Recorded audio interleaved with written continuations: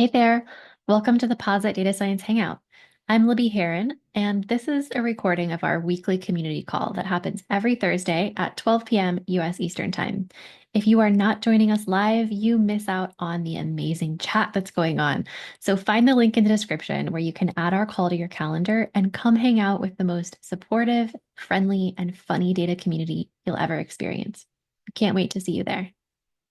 I am so excited to introduce our featured leader today, Cara Thompson, data visualization consultant at Building Stories with Data. Cara, welcome. How are you doing? Thank you so much. Thank you so much for having me. I would love you to introduce yourself, tell us who you are, what you do, and something that you do for fun. Okay, so I am Cara Thompson. I live in Edinburgh in Scotland, and I am a data visualization consultant. So it's my joy in life to help data teams make the most of data viz to communicate the outcomes of their research really effectively.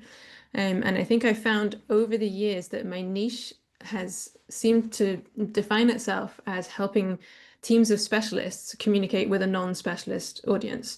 And it's just, yeah, it's great. I enjoy doing that a lot. You can probably guess some of the things that I do for fun from the stuff that's behind me.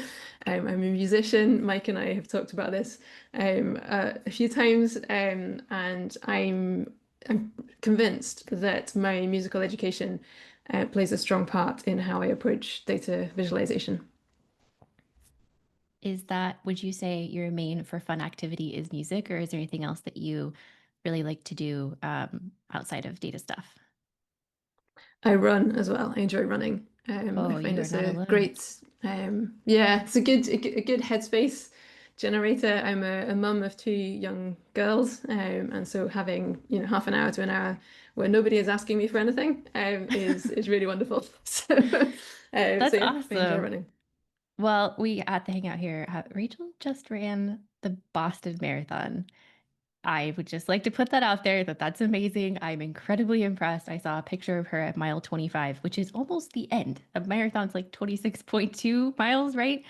And she was still smiling. I would have been deflated and a puddle on the floor. So you're not alone. The DSH Run Club is definitely a thing.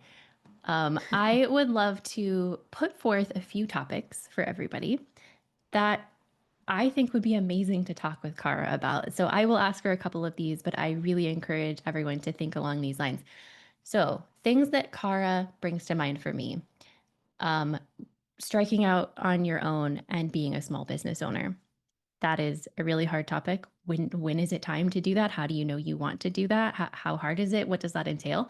Um, Also, working out loud. Cara is amazing at working out loud, and it's something that I feel really passionately about, and I've talked with her about it. I know that she has amazing things to say about it. But also being interdisciplinary. And this is where I would like to start with you, Cara.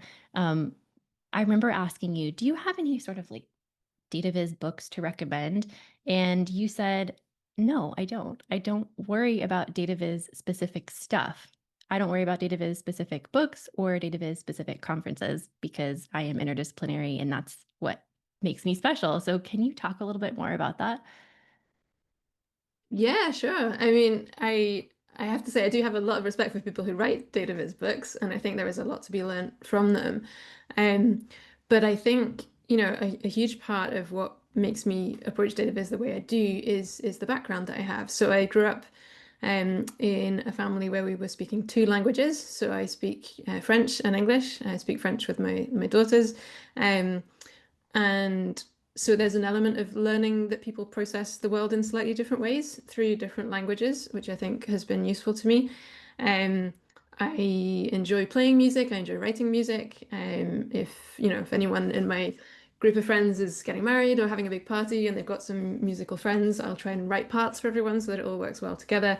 And so that is part of it. Mum is a brilliant artist. She paints, and so she used to take us around art galleries growing up. And there's a lot to be said for just being curious about how other people use shapes, color, movement, and how across all these things we encode information, whether it's language, music, visual arts. We're all encoding it and then decoding it, and it's just something that I have always found fascinating.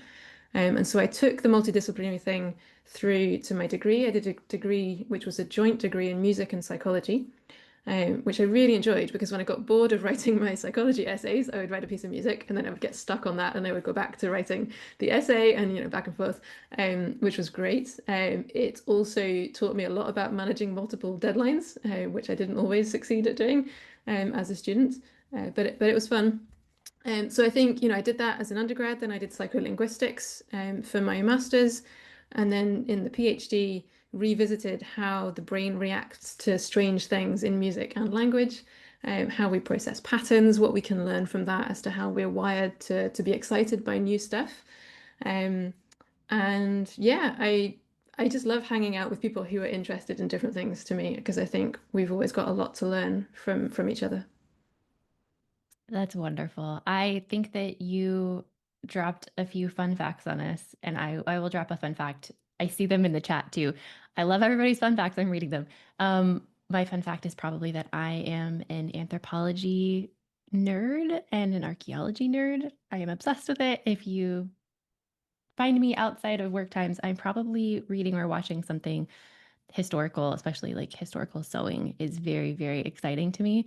Um, and I wanted to sort of stay on this topic a little bit because you mentioned to me museum displays, that you really like the way that you see things done. And you also said, like, how do comic books do this? How do we present things visually? Can you talk a little bit about some of your favorite inspirations that are comic books or Yeah, of course. I mean, so comic books otherwise? are a really big thing in France.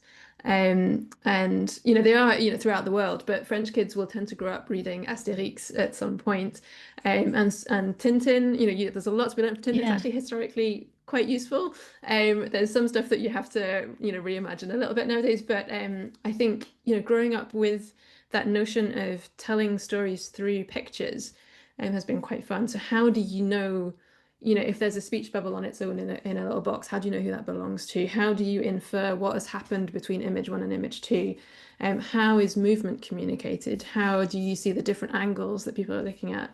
Um, and then it's really fun seeing different cultures. So, like Japanese comics would be quite different from European comics in terms of how shapes and movements and stuff are translated. And there's quite a lot of similarity between the two, but also really interesting differences to look at.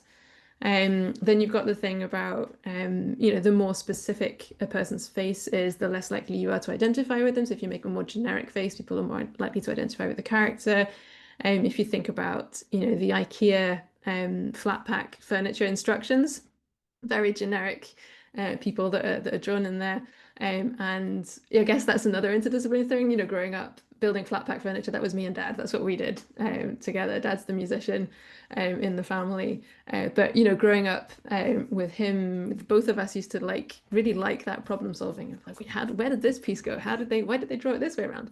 Um, and I think for a while as a kid, I thought maybe, drawing IKEA instructions books could be, one of my future jobs. It's just been really interesting thinking about that notion of translating something complex into something easy has been a thread all the way through. I love that you just said that because I, no joke, considered at one point in my life, maybe I could be the person who designs Lego instructions because I find fault with them often. I'm like, why did they do it like this? It should be positioned a different direction. It should be this way, and they should make that a different color. And my eyes can't tell the difference between those. Which I would love to meet somebody who does that one day, or someone who designs museum Mhm. displays. Well, I'd love to ask you a little bit about your background because you mentioned your master's and your PhD. Love that that was super interdisciplinary. What did you do after the PhD that got you to where you are right now? Yeah, so after the PhD, so my PhD was in how the brain reacts to weird things in music and language. There wasn't a huge amount of funding for pursuing that at postdoc level and then going into academia, although that had been my intention. So I applied for a bunch of postdocs and didn't really get anywhere with that. But where I did end up was teaching research methods to students who were enrolled on a psychology module within a music department. And so that was really fun because these were people who hadn't come from a research background at all, but they were doing music psychology stuff. If you think about, music therapy or the potential community involvements in music programs, they wanted to do some research that could help to emphasize the impact of what they were doing. And so my task was to give them what they needed to do that, to do it well, to write it up. Um, and that was really fun. So I did that for an academic year. And during that time, a job came up at the Royal College of Surgeons in Edinburgh. So, in order to be a surgeon in the UK, you have to pass one of the Royal College of Surgeons exams in order to become a consultant. And so, these exams are really, really important. They're career defining for people. There are, if you can't get through that way, there are alternative routes, but they're less straightforward. And so the exams are really important. They're really high stakes. It's really important to get it right. And an exam, like a research design study, is a measurement tool. So the task was figure out how precise the measurement tool is, figure out how we could make it more precise, help the surgeons understand the imprecision, the implications of that. What do we do with candidates who achieve exactly the pass mark? Are they having a good day and actually they're not really safe to be let loose on people? Oh, Or are they really competent and they're having a bad day? And these were all things that required the surgeons to grasp statistical concepts in terms of the relationship between the items in the exam, probabilities, false positives, all this kind of stuff. Um, and surgeons are not used to not understanding stuff because they've always been top of the class. It's something that they found quite disconcerting. And so I think what I really enjoyed with them was meeting them with explanations that they could really grasp really well enough to make informed decisions. And data visualization became a key component of that. So rather than bamboozling them with statistical concepts, I would show them the data and we could see, right, here's the pattern. This is what it looks like. These are the implications. What do we want to do about it? And so it was just really, really interesting to be in that world of, communicating education data to specialists in a completely different field, and helping them feel confident that they were making sensible decisions for the exams. So I did that for about a decade. And during that time, got more and more excited about data visualization. And then I went on maternity leave with my first daughter and discovered the Tidy Tuesday challenge. It was COVID. I needed something to keep my brain going with the coding side of things. And my maternity leave got extended because of the lockdowns. So I thought, right, I'll get involved with this. This looks like fun. Um, and it was great. And it really transformed things for me. That's where the learning out loud in R came from, although I think I've always been keen on learning out loud. But doing it in the R community, people were so welcoming. It was a real confidence boost at a time when I desperately needed it. And so I'm just so grateful that that challenge was there at a time when I needed it, and I'm grateful that it's still there, that it continues, and it's a source of inspiration for so many. So yeah, seeing what other people were doing, like going, how on earth yeah. did they do that? And then you find the code, and you're like, oh, okay, that makes sense. I can do something. And so then you build on it and figure out how it works and build your own stuff that people go, how did she do that? And then you go, well, here you go, here's the code. And seeing other people building on the stuff that I've done is just really, really rewarding. It's a magical feeling.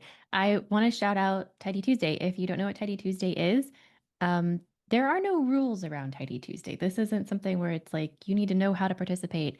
Tidy Tuesday is a repository that contains hundreds of data sets that are real world, they're interesting, they are topical, and they are just CSV files. You don't have to access them in any specific way. You can just access them as a CSV file, save them, call them, reading them in whatever language you like. And we all get together each week with this new data set that the data science learning community curates, and we work on it out loud, right? Like whatever that means to you, share it on social media, maybe share a screenshot of what you're doing. If it's data viz, that's an easy thing to share. But I really recommend that whatever language you use, Python, R, Julia, Excel, do whatever you can, get involved in the community and share. Alrighty. Um, I would love to hop to Slido and get some questions going. Mike, you asked a question that everybody likes. You got lots of upvotes, and I like it too. Would you like to ask that? Sure. So the question goes something like, can you talk a little bit about the differences between the kind of infographics that you might see in the media, like BBC website or Financial Times, and the kind of what I'm calling death by data viz that we get in pharma industry or for publications or for um, the kind of regulated industries, because it seems that there's very little in common. I mean, I would love for some of those publication visualizations to be closer to your best practices and those kinds of more easy to read, easy to understand concepts. But can you just kind of, why would people do those kind of really nasty data visualizations? And what can we stop doing? Yeah. I think there's an element of you do what you know, right? So if your field has always produced this specific type of visualization using this tool that everybody uses, then you just go with it.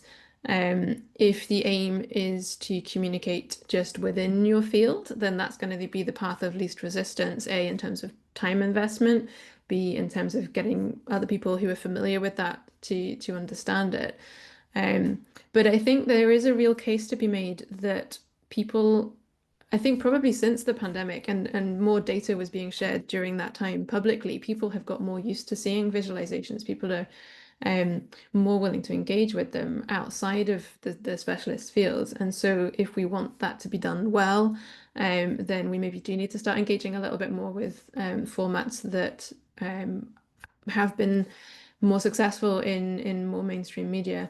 I think it's probably a question of priorities as well. I feel I had to fight quite hard against imposter syndrome when I would go to conferences and see all these people doing really cool stuff with the data, and I was like, I just make it look pretty. But actually, making it look pretty, it's not just about making it pretty, is it? It's about making it more functional, making it more accessible, um, making it easy for people to understand. So yeah, I think it's probably priorities, it's time, and it's that people see it and think, oh gosh, I don't have the skill to do that. Whereas in actual fact, you know, people can build up the skills to do these kind of things. Um, so yeah, I'm with you, Mike, in terms of wanting to make academic publications have higher quality visual. Well, I'm not even going to say high quality actually, because I think people do put a huge amount of effort into the visualizations that go into academic publications. And it's more, trying to encourage people to think about the impact of how they style things on the audience's reception of the message. Does that answer your Mm. question? He might not be able to unmute, but I'm going to say yes, Okay, thank I'll you. take We got that. a That's thumbs good. up. I might not be able to like quick draw unmute, Mike. No, Thank you, Mike, I for think, that. sorry, I think Fantastic. that is right. There's an element of I don't have time, but then other people may not. You're essentially wasting other people's time if you're obfuscating what's in your plot. Hmm. Hmm.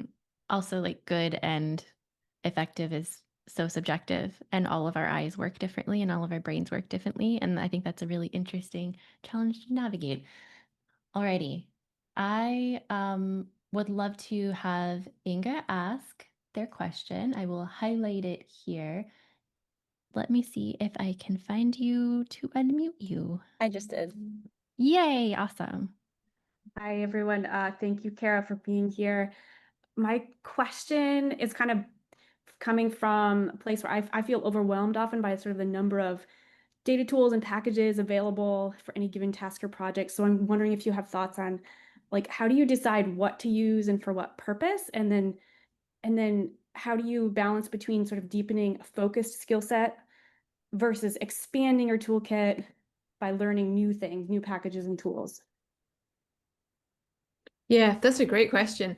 The overwhelm is real, I think, for everyone. So don't feel bad about that. That's probably a good thing, you know, to realize, in a sense, how small we are in a huge field. That, you know, it's good. It keeps us wanting to learn. I would say the thing that I encourage people to do when I'm giving data viz workshops is start from where you are. So think about the types of data that you are currently interacting with. Think about the types of stories that you're telling with the data that you're interacting with, and focus on a small number of graphs that you think are a really good fit for that combination of things. So the interaction between the type of data and the type of story. I always encourage people to start with pen and paper rather than starting with tools. So if you were to draw your data story on the back of a napkin to explain it to a friend of yours over coffee, what would that look like? And then from there, figure out what tools can get you close to that. There are some great resources out there. There's the data visualization catalog, which is tool agnostic. So there are a whole lot of different data viz types on there. What I love about the catalog is that for each data visualization type, there are caveats. Like you might want to use a pie chart, but here are the reasons why this might not be the best plan for your data. And the same with, you know, all sorts of graph types. I picked on the pie chart because everyone loves to pick on a pie chart. They do have their place. But yeah, it's really useful for having that conversation with people about why different types of graphs might be suited to different data sets or different stories. And a lot of time it's linked to tutorials with different tools. If you're looking specifically for coding stuff, then Data to Viz, I think Jan Holtz developed that, is a really good tool where you'll find tutorials for doing all that. But I would say start where you are, start with pen and paper, and get really good at a small number of things. And then the skills that you've learnt on those small number of things will be transferable to different visualization types. And then you can grow from there. But yeah, don't worry. There's always going to be stuff that we don't know. I feel the same. You know, I had a client the other day ask for a specific type of plot, and I was like, oh, I might just have to Google that very quickly to figure out what it is. So yeah, it's perfectly normal. Thank you. I'd also love to shout out, as long as we're talking about tools, I too am a big pencil and paper first person. If I'm figuring something out, I have whole notebooks filled with things where I'm figuring out plots. But I also wanted to shout out Kinga Strzelecka Hill. Kinga, if I'm saying your name wrong, I'm so sorry. I put her LinkedIn profile in the chat. She's the first person who posted something, a visualization, where I was like, ooh, that's really cool. How did they do that? And I asked her, and she was like, oh, I just added that in Canva. And I was like, oh my gosh, I can add things to plots in Canva? Like this hadn't entered my mind, right? I had not thought about this. I think about everything with plotting being parameterized, and that's not reality. It doesn't have to always be that way. If something is really, really difficult to add in that way, and this is a one-off visualization, why not pop it in Canva and very quickly add what you need to add to it? It was sort of mind expanding for me to treat it more like an art project, right? Than just something that I have in my coding language or my coding or my visualization program. Okay, so we have so many questions in Slido. Thank you everyone for asking such amazing questions. And Cecilia, I would love you to unmute and ask yours if you're available. I think this is Cecilia Baldoni. Yes. Hey, Hi. hey. I don't have the Slido in front of me, so I don't remember how you phrased it. I'm going I to put it in the chat here for you. Thank you. There you go. Yes, I think in general I might understood it wrong, but my understanding is that you focus mostly, if not exclusively, on data visualization. And I wondered if you ever find it like limiting, or there's many different projects that keep it fresh, let's say. And then I was just curious what you would say to somebody who would like to specialize so much. And if that's not the case, tell me, because maybe I understood it wrong. Thank you. That's great. No, that is absolutely the case. I do specialize in data visualization. And to me, this has been something that I wrestled with when I first started out as a consultant, because you know, you can code. So like, I can do this, I can do this, I can do this, I could build, you know, these kind of pipelines, I could do this kind of stuff. And so the question I think to ask yourself if you're thinking of doing this kind of stuff is what is the thing that I do slightly differently? So what is the thing where I could really hone a craft and be, world class at this particular skill? There's a temptation to try and be all things to all people, and be as helpful as you can. And initially you think if I diversify what I do, then I can get more clients because I can do all sorts of different things. Whereas in actual fact, if you do one thing really, really well, then you gain a reputation for being very good at that thing. And the more you do it, the better you get at it. And the more you can talk about projects that you've done that are similar, the more you attract the same kind of clients. So there's a lot to be said for niching, for thinking quite carefully about the skills that you want to be showcasing. And yeah, I guess when you're starting out, you probably want to push a bunch of different doors and see which ones open easier than others. But for me, it's definitely been data visualization. I like the fact that I get to interact with a lot of different people. So I'm doing some stuff at the moment for the British Heart Foundation, and it's been really interesting interacting with their team and seeing how they're using data. I did some stuff for a mental health advocacy charity in Scotland, which was really great, just seeing the data that they'd collected and how they were using that to try and inform policy decisions. I've done some stuff for research groups who were they were comparing how trustworthy videos are perceived to be, depending on whether they were AI generated or human generated. I've done stuff equipping research teams to go and build their own visualizations, which I really enjoy as well. So I think there's always enough to keep me excited about what can be done with data viz. And it's the combination of I'll do it for you and I get to learn something about what you're doing, and that's really exciting. Or I build tools or training kits for you, and then you get to go and build more stuff than I could ever dream of building. And that's a really exciting thought as well. So I think, yeah, to answer your question, I don't think it gets stale. I don't think I'm going to run out of projects, because this is just a really interesting skill to be adding in to what teams are already doing. And I also love that I don't have to be the expert on the subject matter, so I get to trust their expertise. I have enough statistics in my background that I can spot something that's not maybe the way that it should be. But I love the fact that I get to make other people look good, and there are plenty of people out there to help with that. So yeah, it's good fun. Well, there are a couple of questions in Slido that are really along this vein. So I would love to slip those in here too.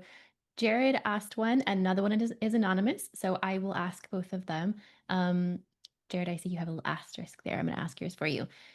Jared says, with regards to being a consultant, how do you find clients? Or do clients find you as a result of what we have continued to call working out loud? And then the anonymous question was, how did you find your niche? So maybe these two can go together. Yeah, that sounds good. So I think finding my niche is it was a process, but it was actually quite a fun one. Part of it is when people come to you and go, I really like what you've done here, could you do it for us? And that kind of makes you see, okay, this is a useful skill that people are excited in which I stood out. Part of it was asking clients directly why they approached me. And that helped me refine the language that I use to talk about what I do, which was a really interesting one as well. The whole thing of, having the scientific rigor, but also the creative side, and marrying those two things was something that came back a few times in what clients were telling me when I asked them that question. In terms of finding clients, a lot of it is about learning, working out loud and becoming recognized within my group of peers as somebody who knows what they're doing, who's also flexible in the way that they approach things. And so initially, a lot of my work came from, people like yourselves. We would hang out online. We would do Tidy Tuesday stuff. And then we go, I really want to bring that to my team, but I don't quite have the skill set that's needed to do this bit of it. Could you help us with that? And that was really great. A lot of it is word of mouth, recommendations from other people. That's not a long-term strategy for running a business, so you do have to be a little bit proactive. about publicizing what you do. But yeah, a lot of the time, if I'm honest, clients do tend to find me rather than the other way around. But I'm probably more aware now of the potential in what I share online for it to be reached by different audiences. So my peers who get some useful skills from it, and also potential clients who see it and go, actually, we could do with that as well. Does that answer the Yeah. question? I think it does. Jared has given me the thumbs up. And I want to continue on this topic for just a second, because something you said that really stuck with me, really resonated with me, and I agree with, is when you are working out loud, you're sharing your stuff, you're posting on LinkedIn, whatever that is, don't try to be the expert. It's a lot of pressure to be the expert, but it's also sort of gives people nothing to grab onto. Like that, whenever somebody is just like, I'm the expert and here's how you do it, there's not a conversation that's being invited there. And I really love the way that Cara interacts online, because it's more like, here's this thing I learned. I didn't know this yesterday and I know this today and I want to share it. Or, hey, I'm trying to do this and I'm having a hard time with it. What does everybody think? So I wanted to just shout out that you do that super well, and I admire it. And I really recommend that sort of approach to anybody who's trying to sort of be more active in the community online, but is worried that they don't know how to do things. Cara, you say don't worry about that, right? Yeah, no, don't worry about it. Go for it. I think it's funny because I thought I knew this was going to come up because we had talked about it briefly, but I was just thinking about it earlier today that I don't have a LinkedIn post schedule. I don't have a list of topics that I'm going to talk about. I don't do any analytics on what time of day I'm posting and the impact that has on my reach and all that kind of stuff. I'm not trying to game the algorithm. It genuinely is, oh wow, this thing. I didn't know this thing. I should, part of it is I'm talking about it so that other people can learn about it. Part of it is that then I can add it to my blog so that the next time I get to this thing that I don't know how to do, I can find the solution that I found, 2 years ago. But it genuinely is coming from a place of, wow, I'm excited about this thing that I didn't know about. Or like yesterday, I spent a day in frustration trying to hunt down this bug. I've just switched from Windows to Mac, and that's been a whole journey in and of itself, but it's been quite fun. And there was an error message that was coming up and I was getting stuck on it. And so, all the way through, I was like, once I find this, I'm going to tell people what the solution is. And then no one else will have to fight with this thing in the way that I just did. So yeah, I would say if you're, don't be particularly in our communities, I think there is a genuine desire to be helpful to each other. And so coming in with a question that's a genuine question, not one of those like, oh, if you ask me a question, then you cannot get access to my newsletter kind of question. That's not a question. But a question where you genuinely want to learn something from the community, then ask it. And that will create interactions. It will open up conversations. You will, be more integrated in people's networks. You'll understand things better. So yeah, do stuff online, make mistakes online. I've made mistakes online. And actually sometimes you learn a lot from those as well. You post this thing like, oh, this is great, and someone goes, actually, that's not how that works. Okay, good. And then you learn from that. So yes, yeah, and also how humanizing it makes you more is human. that? Yes. Sorry, Libby, go for it. No, that's the thing. It's humanizing. It's whenever I see somebody who's like, oh, oops. Oh well, right? I'm like, yay, that's amazing. I think that everybody that I talk to about Teddy Tuesday goes, oh, but I can't do it as well as XYZ person can. I'm not Nicola Rennie. I can't do it as well. And Nicola Rennie, if you ask her, she'll say, all my visualizations all the way back to the beginning of when I started Teddy Tuesday are all out there. You can go see how they weren't amazing in the beginning. It didn't stop her from doing it. That's the point. And if you follow me, you'll see me post questions about Python that I don't understand and all kinds of things where I'm like, why can't I make a new folder in VS Code without making it inside of another folder that I don't want it to be in? Like there are all kinds of things that you could talk about that everybody else will find infinitely relatable. I wanted to shout a couple of things out here. We have 20 minutes left. Somehow 40 minutes have gone by. There are a few things in the chat that I want to highlight. One is that I posted that Cecilia, who just asked that question, has the most amazing Quarto scrolly telling website about shrews. I've mentioned it before. I'm just such a fan, and like I'm gonna gush about it. It is very visual, so it's very on topic. You'll see I posted also that she's doing a thing about storytelling with Our Ladies Amsterdam, which is run by Kylie, who is usually here. I don't know if I see Kylie today, but go sign up for that. Go look at the website. It's amazing. And then also, we have Crystal Lewis in the chat today. I see her chatting. Another person who's fantastic at working out loud, at sharing things. And I think all three of us, Crystal, Cara, and I, have the same philosophy around social media, which is if something tickles your brain, go post about it. There doesn't have to be a, a schedule or anything. And I have Crystal's book right here, and I'm so excited. She just sent this to me. Everybody go check out Data Management in Large Scale Education Research. You don't have to be in large scale education research to super benefit from data management topics. Okay, enough selling for me. I have a question from Joey Marshall, that I would love him to ask out loud. So let's ask Joey to unmute, and I'm going to share his question in the chat as well. Cool, thanks. Hey, Cara, thanks for hanging out with us. I'm wondering if there are trends in data viz right now that you feel really excited about or that you think is really cool, or also trends in data viz that you dislike. I'll just give one example of something I've seen a lot lately, which is like there's a lot of generative data visualization out there that basically uses LLMs to like you ask a question of your data and it like magics up a data visualization. And I don't know like whether to be suspicious of that. I mean, it feels kind of sketchy, but like, yeah, what are trends that you feel are exciting and maybe some things that you dislike and feel are bad? Yeah, good question. I think one of the things that I'm finding quite exciting is just people coming up with new ideas and trying to see how we can help people connect to the stories behind the data. So I think as we've got more and more used to seeing graphs, people are getting more and more used to that, and seeing large scale data. I'm quite excited by the small scale data stuff, and people using data to emphasize personal stories. I think Georgia Lupi has got a brilliant manifesto. I think it's Data Humanism Manifesto, where she talks about trying to help people connect to the reality behind the numbers and how we do that well.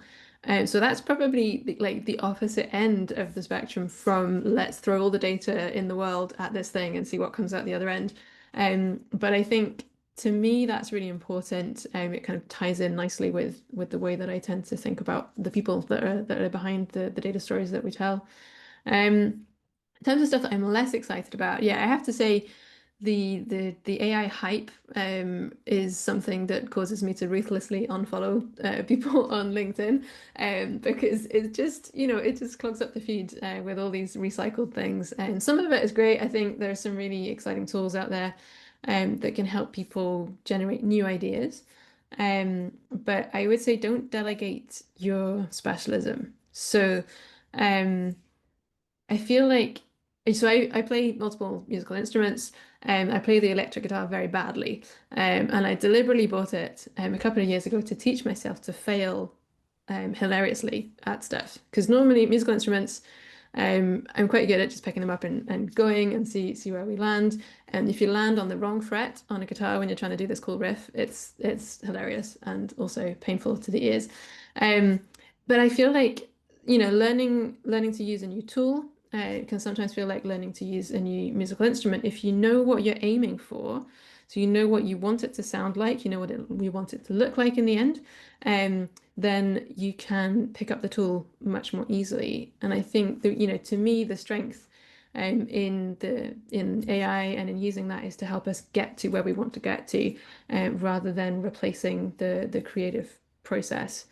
Probably slightly biased coming from a family of creatives, but seeing the damage that's being done there as well is not something that I'm excited about. So yeah, I think there's lots to be said for new tools, for using AI to explore them, but also for remembering the people behind the data, and also remembering the ecological impact of all the queries that are running, which is not negligible as well. Awesome. Thank you. Thanks, Joey, for the question. Alrighty. I have an anonymous question here, which goes all the way back to the beginning to ask about why the data science transition. And I want to say that we've covered this, anonymous question asker. I just want to make sure. Like that you said that you don't have a lot of like straight data science in your background, which there hasn't been straight data science as far as a discipline for a really long time. But when you were actually doing the transition, my question is, were you even thinking about it as data science? Or was this just Cara following her heart and doing visualization because that's what she found interesting? Yeah, no, I wasn't thinking about it as data science. So my background's in psychology. I grew up on SPSS in psychology, if people can remember that. I'm 41, and so at the time when I was studying, data science wasn't really a thing, or it was a very new thing, or it was a very niche thing. Data visualization as a field wasn't really a thing either. And it's been interesting seeing a few other people similar age to me, similar specialism to me, talking about this and about how the different things that are in their background led them to where they are now. I got into coding because I was interested in seeing how much we could automate all the pointing and clicking that we were doing in SPSS. So I joined the Royal College of Surgeons. The task was to analyze exams. And if you're doing all that in SPSS, you're doing the same thing time and time again. You can write SPSS syntax, if anyone's given that a go. Welcome to the club.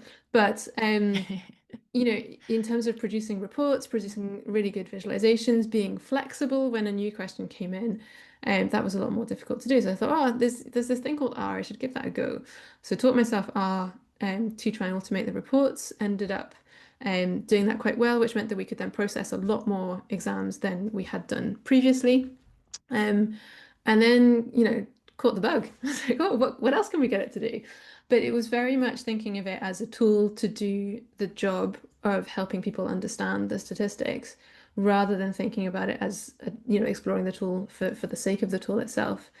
And I think that's probably where I am in terms of my understanding of what I do. I wrestled with what I should call myself for a long time. You know, when you fill in these official forms and they're like, what, you know, what is your job title? Like, data viz consultant doesn't fit anywhere. So am I a data scientist? Or maybe, but you know, only tangentially.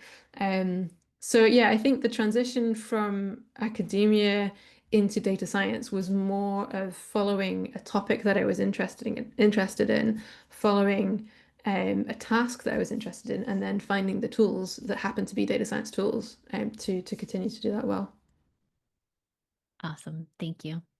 I love the SPSS conversation that's going on in the chat right now. A bunch of us going, yep, SPSS is actually still alive and well. I learned it. A lot of my professors were educational psychology professors, and so that's what they taught in their applied statistics courses. I actually really kind of miss SPSS sometimes. It's just the point and click that I don't love. You're right. It's doing things over and over again, you're like, this could be easier. And it, especially when you get to the end of something in SPSS and you realize you have to go back and do it differently, you're like, oh no, I have to go back to the start of the yellow brick road and I have to re-click all of those things in the same order with one step slightly different. That is the magic of parameterized and coding and scripting. So thank you so much for that question, and I will mark that one as answered.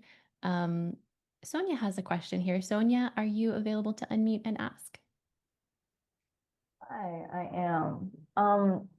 With AI just becoming such a big topic these days, I wanted to know what parts of your job you see being automated by AI, and if AI has right now, or even if you see it in the future, impacting your business, and if so, in what ways? Yeah, good question. The honest answer is I haven't actually explored AI all that much, and so you know, I've used it for you know, write me a step-by-step instruction for how to do this thing on this device that I don't know. I've used it for get me the right regex string that I need. Although there is something so satisfying about getting that right yourself from the get-go. You know, it's one of those, oh, did I do it? Yes, it works. So I don't really use it at all regularly. Just every now and then for troubleshooting, but then it doesn't always get to the right answer anyway. I think sometimes there is a tendency to think that AI can do everybody else's job, but not your own. So I've seen a lot of people talking about how it can be useful for cleaning up data. I've worked with Crystal. I've loved working with Crystal. And I know that I would trust Crystal way more than I would trust an algorithm to do that kind of stuff right. So I think, there are specialisms that we don't always appreciate in other people's work that we think can be delegated. Which I think is a bit of a dangerous way to be thinking. To me, there's stuff about checking the accessibility of color palettes, for example. There are a few AI tools that are coming up in that field that are really quite exciting. Or you can say tweak this and bring this in. And that's good, but then you still have to test it. You still have to check that it's doing the right thing. You have to check that it's not compromised on the creative vision that the client had. So I think using it for, get me from this place to the next step is something that I can see it doing really well. I think there are people who are throwing all sorts of stuff at it and coming up with all sorts of stuff at the other end, which, there's room for it to grow, right? It's still fairly new in terms of its impact. I think maybe in terms of business day-to-day running, there's maybe a little bit more where it could be useful than necessarily in the super specialized skills. Where I really do not like it being used is people who use it to churn out a whole bunch of content online and just, oh, do we need that? Does the world need that? Right. Does the planet need us to use its resources in that way? I'm not convinced. Does it add anything? I don't know. But yeah, I think using it wisely, no problem at all. But being aware of the need for specialists still would, I think, keep us on the right track. Absolutely. And I think that this leads us right into our next question, which is an anonymous one on Slido. That's what are some common pitfalls in data viz, and how can you avoid them? Yeah, I mean, there are pitfalls. There are so many of them. One of the pitfalls is to just do what you've always done and stay comfortable within that. And I think that comes back to Mike's question earlier. Sometimes it's best to ask for forgiveness than ask for permission when it comes to trying out new ideas in data viz. I think a common one is to just throw too much information at people and to have it all be at the same kind of level of perceived hierarchy. So if you're putting a lot of text into a visualization, people are going to spend a lot of time reading that. If you pare it back a little bit, that's helpful. If you organize it visually, so you add some text hierarchy into it, making sure that people process it in an order that's logical, then that will help as well. Often as data people, we come at things with like, oh, look at all this data, look at all these patterns, how can I show them all? When in actual fact, the question is, what do my users need? What is the first thing that should stand out from the visualization, and what could I put behind the curtain, either with some interactivity or with extra graphs in it? So I think that to me is a big pitfall that I see a lot. It's that desire to show everything that you've done in a graph, which isn't super helpful for the people. Yes.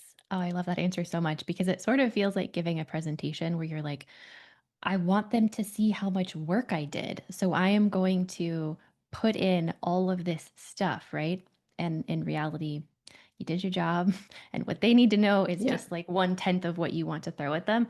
I will also say, I this is a pitfall of giving a workshop. I have attended, I'm going to say, over 50 data workshops in the past, I don't know, 4 years. And the best workshops are ones where they're led by someone like Nicola Rennie, who will stick to one thing and teach you that one thing. And they're not trying to throw a billion different things in there. And they're not going, oh, just, go complete all of these different empty or half empty scripts with all of the things that you just learned, because no one's going to retain 50 concepts in the 10 minutes that you gave them. So yes, for sure. I think that there are some amazing questions left in our Slido, but we have 6 minutes left. So let's get one more in here. And I really think that this one is really cool, but I wonder if it's too long. it was down here from Nessa.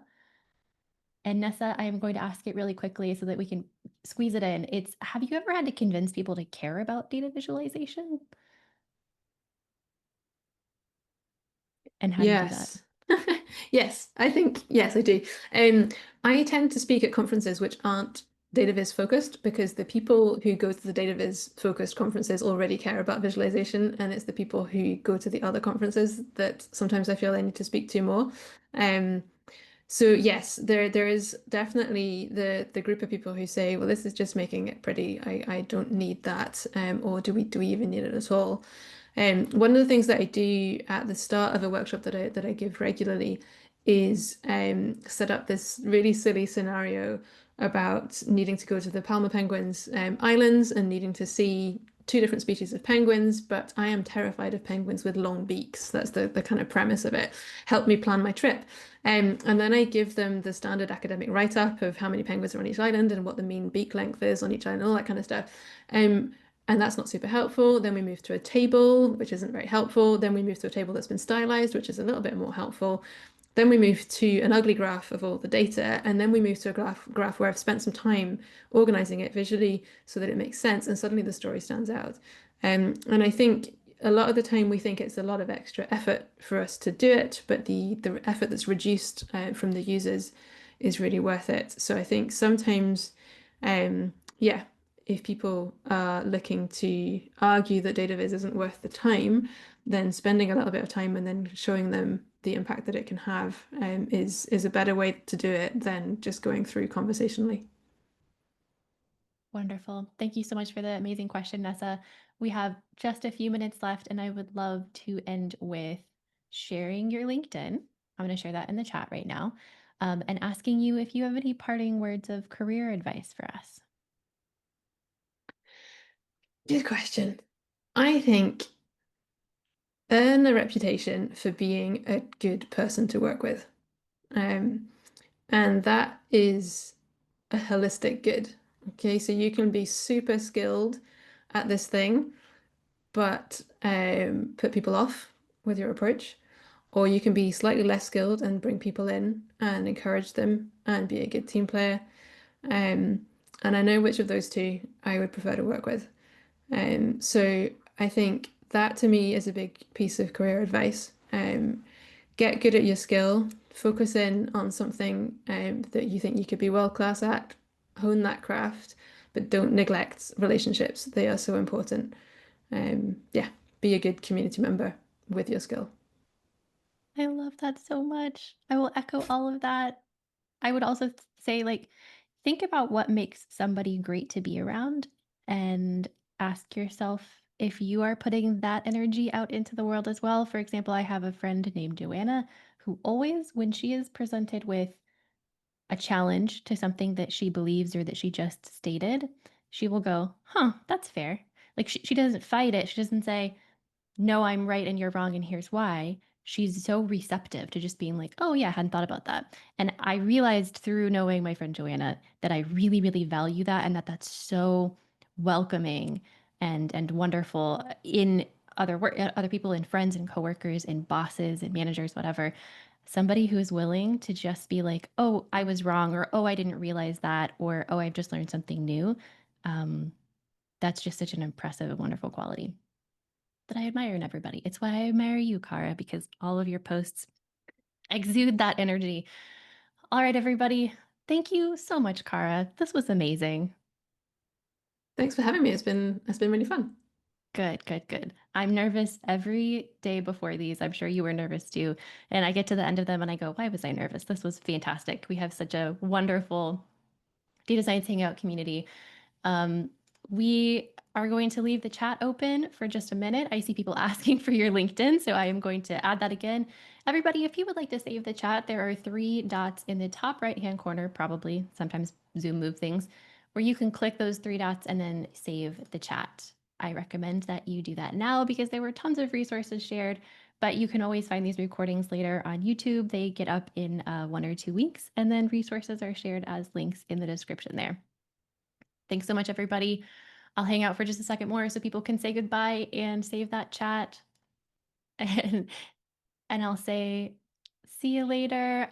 Next week, we have Sajay Suresh, Senior Director of Data and Applied Science at Microsoft. So it's going to be really, really fun. He is such a fun person to talk to. And I look forward to seeing you next week. Bye, everybody. Hi, everybody. Nice to see you.